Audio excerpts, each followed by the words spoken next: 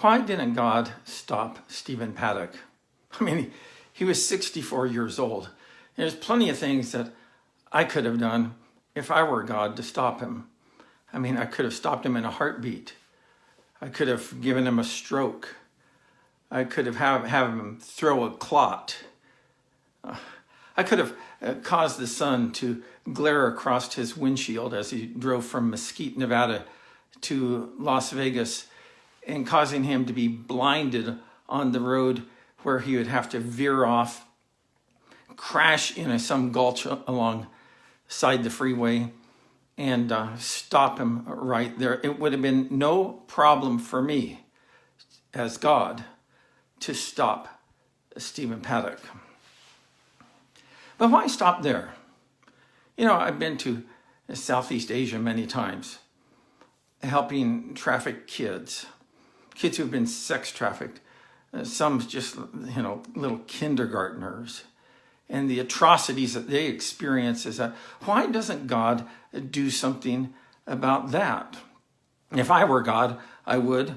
I know what I would do to those rapists. I know what I would do to those abusers.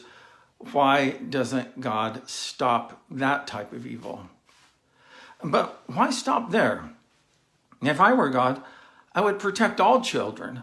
I would protect the children who are neglected and abused and deprived and exploited. If I were God, I would protect children and give them the type of childhood they deserve. But why stop there? If I were God, I would protect adults. I would protect adults from rapists. I would protect adults from murderers. I would protect adults from thieves. I would protect adults from drunk drivers. If I were God, there would be plenty of ways that I would protect people. And so, but the big problem when we ask this question, why doesn't God stop evildoers, is just simply this, is that we don't want a good God.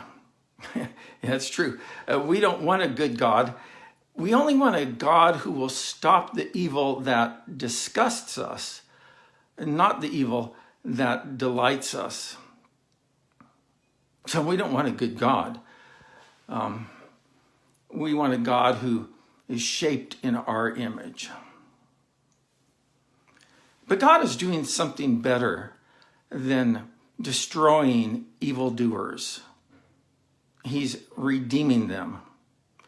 Now, not all, obviously, is that some choose to fall beyond the reach of his grace. And as a result, they suffer the consequences, and so many others have to live with the consequences of their evil doing.